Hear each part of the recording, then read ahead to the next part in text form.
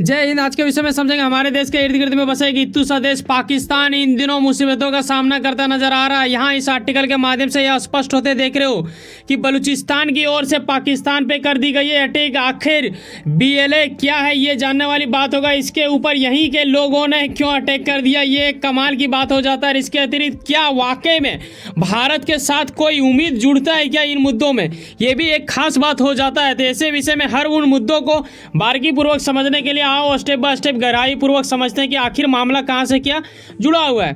वैसे तो वाहियातों से भरा इस्लामिक धर्म मानने वाला एक छोटा सा देश पाकिस्तान इन दिनों नहीं बल्कि वर्षों से जूझता ही रहता है कुछ ना कुछ मुद्दे को लेकर। ये बिल्कुल वाहियातों के अंतर्गत आते हैं और IMF के पास इनका आए दिन भीख मांगने की प्रक्रिया चलती रहती है। हालांकि इन्हें बीते वर्षों में मिल चुका है कुछ रकम, लेकिन आज भी ये आटा वाटा के लिए तरस रहे हैं। लेकिन इसके अतिरिक्त अगर इसके पास रद्दी पर भी अगर समय मिलता है ना तो ये अपने ही लोगों से उलझ पड़ते हैं। क्या होता है ये जरा यहाँ पे देखो।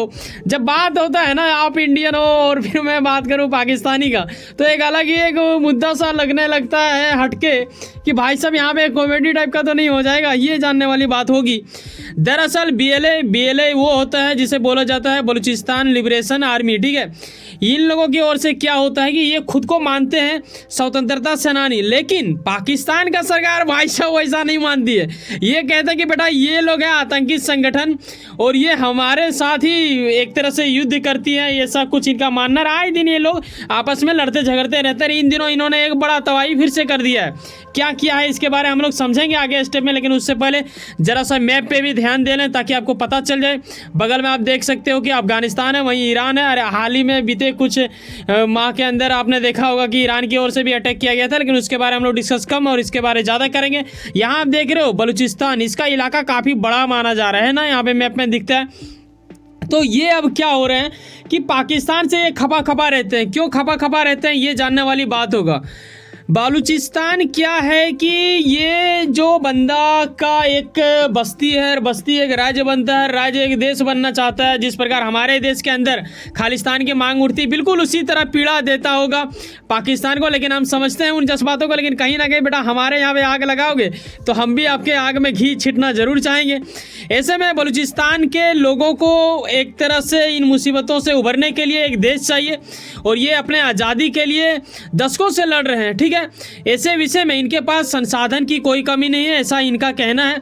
इनके बावजूद भी बलूचिस्तान बहुत गरीब और पिछड़ा माना जा रहा है। ये जिम्मेदार ठहराते हैं पाक सरकार को, यानी पाकिस्तानी सरकार उन्हें आगे नहीं बढ़ने देती है, मतभेद करती हैं ये और भेदभाव के अंतर्गत ऐसा कुछ हो जाता है, यही इनका कहना है। लेकिन समझने वाली बात होगा कि आखिर इनके हृदय के अत्यंत गहराई में वर्षों से पीड़ा क्यों भरी हुई है। क्या इस पे एक जोश देने का काम किया था भारत ने, ये भी जानने वाली बात होगा। मैं याद दिलाना चाहूँ बेटा, बात जब जुड़ती है ना पाकिस्तान से तो एक बार 1971 जरूर याद आ ही जाता है। इसीलिए मैं चाहूँगा कि एक बार इन्हें याद करें जब बांग्लादेश बिल्कुल ऐसा ही कुछ एक अलग देश बनने की तैयारी में था। उन दिनों इंडिया आगे चल के काफ़ी बड़ा सहयोग बन के उभरा था उनके लिए। और आज फिर ऐसा ना हो कि कहीं बलूचिस्तान को भी एक उम्मीद आ जाए PM मोदी के ऊपर, क्योंकि बेटा PM मोदी का उन लोग एक तरह से काफ़ी ज़्यादा रिस्पेक्ट करते हैं इनका। ऐसा कुछ भी आर्टिकल में देखने को मिला था बीते कुछ वर्षों पहले। तो ये कहीं ना कहीं एक उम्मीद तो ज़रूर दर्शाता है कि बलूचिस्तान को लगेगा कि अगर मैं ऐसा कर भी लेता हूँ तो भारत तो है ही, मुझे बस प्रो इंडियन बनना है, उसके बाद तो हमारा सहयोग होगा ही। अरे यकीनन क्यों नहीं चाहेंगे। जिस प्रकार चाइना चाहता है भारत के इर्द गिर्द में जो भी देश हो उसे अपना एक तरह से प्रो चाइना बनाने के लिए, तो इंडिया भी इनडायरेक्टली चाहेगा ही। लेकिन हम इस चीज़ को लेके क्लेम तो नहीं कर सकते, ना ही मैं ऐसा कह सकता हूँ आपको। लेकिन हाँ कहीं ना कहीं संभावना है, एक उम्मीद है, एक सूत्रों के हवाले इन चीज़ों को आप बता सकते हो, सुन सकते हो, ठीक है।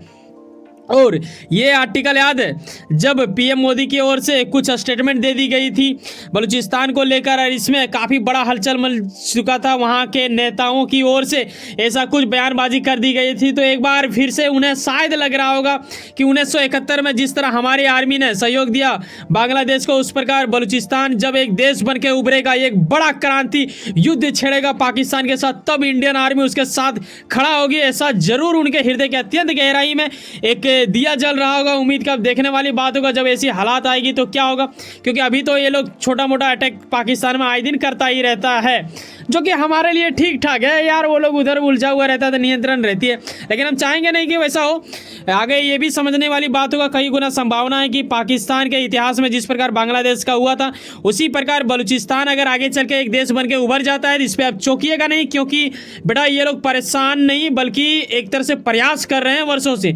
तो कहीं ना कहीं जब आप बहुत ज़्यादा मेहनत करते हो, बहुत ज़्यादा मेहनत करोगे तो एक दिन तो होना ही है, और ऐसे में भारत के इर्द गिर्द में रहेगा तो कुछ छत्र छाया तो मिल ही जाएगी, जहाँ तक मैं अनुमान लगा पा रहा हूँ। आगे समझेंगे कि अभी फिलहाल रिसेंट में कैसे अटैक हुआ है, क्या हुआ। देखो इनका ना एक तरह से अभी देश ये बन के उभरा नहीं है, लेकिन ये लोग खुद को अपना देश मानने ही लगे हैं, और इसके बाद हर वो चीज़ है, छोटे बड़े आर्मी, बाकी जो चीज़ें लगती है ज़रूरत है युद्ध के लिए, वो सब भी चीज़ें यहाँ उपलब्ध होती हैं। लेकिन यहाँ समझने वाली बात होगा कि इन्होंने एक ऑपरेशन का नाम भी रखा, दारा ये बोलन, ठीक है। इसी नाम से इन्होंने बलूचिस्तान लिबरेशन आर्मी, जिसे BLA शॉर्ट में बोला जाता है, इन लोगों ने पाकिस्तान के सेनाओं पे अटैक किया। लेकिन इसका अटैक जब आप देखोगे ना आगे जब मैं बताऊंगा तो आप बोलोगे वाओ क्या मतलब दिमाग लगाया इन लोगों ने, ऐसे ऐसे जगहों पे लगाया है चोट जो कि काफ़ी ज़्यादा पीड़ा उत्पन्न करवा देगी अत्यंत गहराई में उन लोगों के जो लोग पाकिस्तान से आते हैं। ये बीते दिनों हो चुका है, यानी बीते कुछ ही दिन पहले 29 जनवरी को ऑपरेशन ये शुरू की गई थी, जब BLA के स्वतंत्रता सेनानियों ने आर्मी बेस कैंप जो कि पाकिस्तान के हैं, मुख्य पुलिस स्टेशन जो कि पाकिस्तान का है, पाकिस्तान के अर्धसैनिक के यहाँ पे भी किया गया मुख्यालय में, और रेलवे स्टेशन जहाँ जहाँ पे ज़्यादा आदमी रह रहा है। खास करके ये मुद्दा जरूर आ रहा है कि माच शहर, ठीक है, जो कि वहाँ पाकिस्तान के ही अंतर्गत आते हैं और ये बलूचिस्तान से काफ़ी निकट है। तो ऐसे विषय में इन्होंने यहाँ बड़ा तबाही मचा दिया। माना जा रहा है कि पाकिस्तान इन चीज़ों से तो खपा है ही, ये चाहेंगे ही कि ये सब बातें बाहर ना निकले, लेकिन बेटा खुद जिसने अटैक किया वो आगे आके बोल दे तो फिर कहाँ छुपाओगे बातों को।